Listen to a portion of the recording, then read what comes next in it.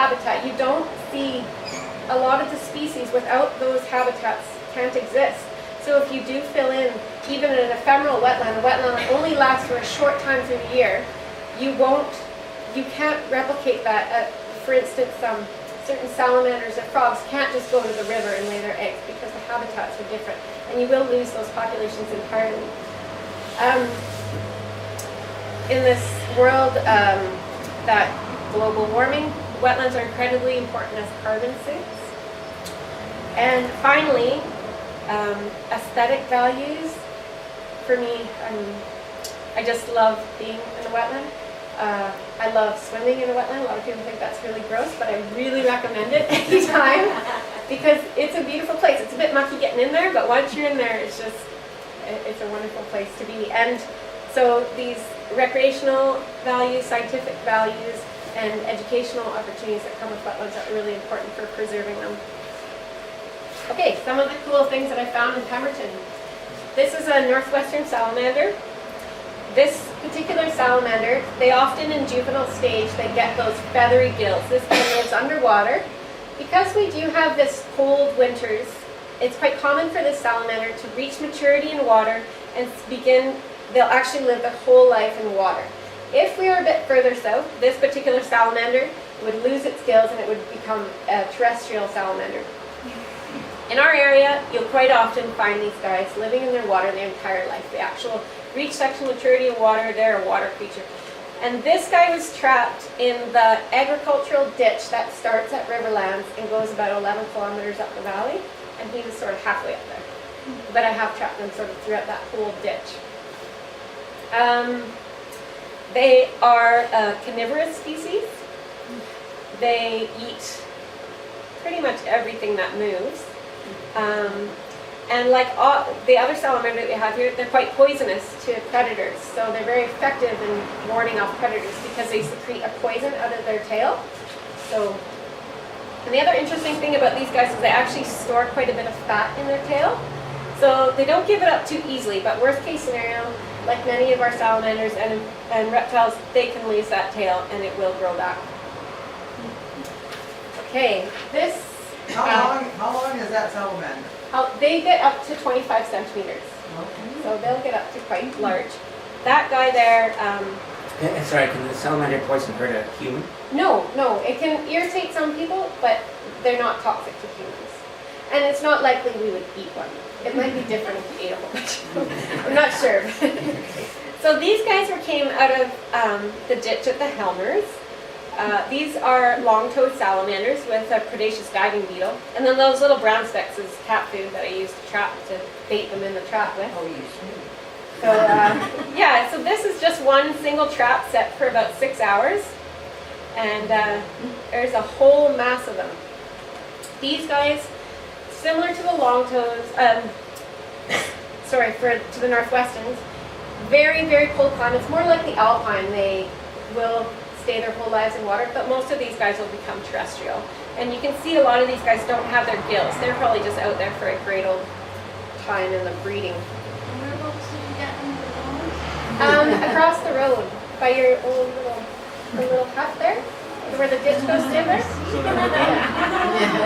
Yeah, and it would be difficult to see, really, you know where the road goes through and your tents are on the left there? Just at the culvert there under the road. And they're really specific to trapping is really weird. This is why you throw a whole lot of traps in, because there was the one trap upstream of the culvert. Well, I had about 4, and then I had 4 traps downstream, and only one trap had these salamanders in, and all the others were empty. So you could throw a whole bunch of traps in, catch nothing, but you might have just missed that one little habitat type. That's why the government has all these regulations on how we trap things, and before we can say there's nothing. So you tackle just to let them and let them go? Or? Yeah, so this particular project was part of an inventory project to see if that ditch was fish bearing.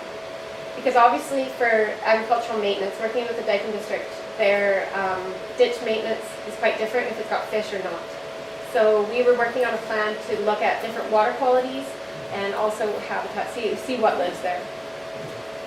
It's not likely you would see, I mean, you could see salmon here. This particular area, I haven't caught any salmon in that ditch.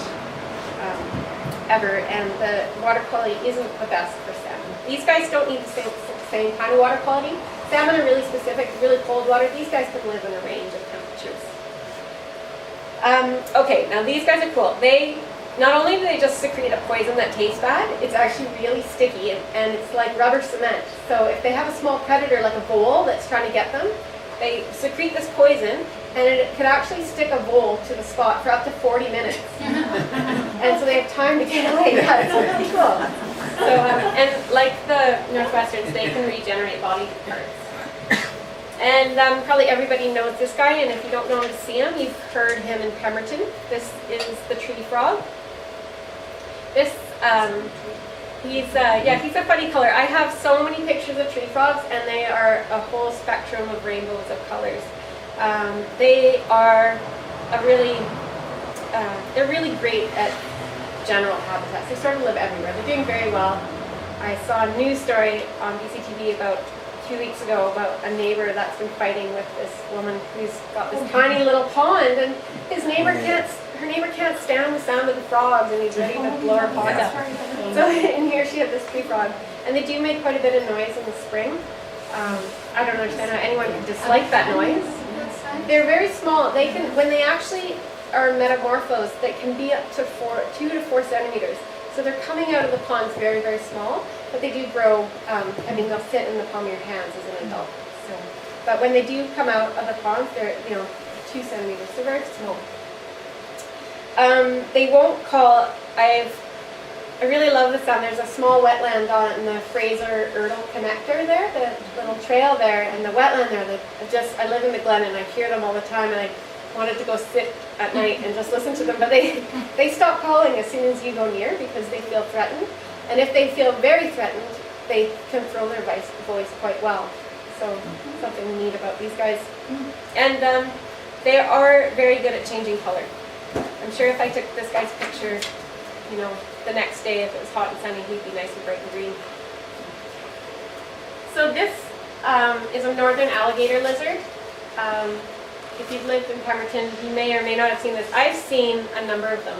I don't know if I'm just lucky, but I love this guy. I had one in my garage when I first moved here. He's not specifically a wetland reptile. He does obviously need that wet part of his life to live, just in terms of drinking water. He's more of an upland species, but I did take this picture at the Fulton's wetland by the railway overpass a little bit there. And I just threw him in here because I thought it was important to show the transitional importance of wetlands versus upland. Because here he was just sunning himself on a rocky outcrop just above that wetland. And he hibernates in the winter, like all the other reptiles. And the females are really cool. They give birth to live young. So, and she'll have 4 or 5 live little alligators crawling around around this time, which is pretty cool. And yeah, I just think these are one of the coolest Pemberton guys.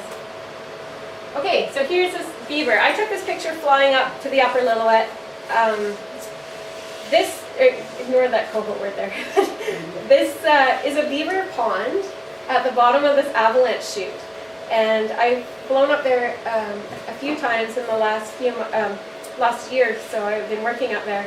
But I love how this sort of shows how industrious beavers are. He's obviously been wiped out by this avalanche because the toe of the avalanche was quite a bit farther down earlier on. And yet he keeps going, and you can't stop him. But they're an important part of wetlands and creating wetlands. And beavers are nemesis of mine, but I also love them dearly, and it's just finding the balance. Because once we build our roads and our trails and our railways, and our rivers aren't able to go where we want them to go, it's really hard to find that balance between beavers and us. So Is that really 2 beaver dams we're looking at then? there's 2 beaver dams, and actually there's a series of 5, and they go right up. The snow is melted obviously now, and he's got dams all the way up there. But I mean, a month before this, the whole thing was covered, so I don't know where his lodge is. I don't know if he's smart or not.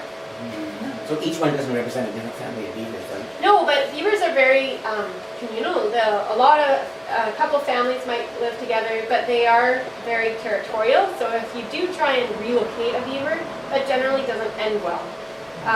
But I think the largest number of beavers living in one lodge was 32, and there was a muskrat in there too. Oh my So goodness.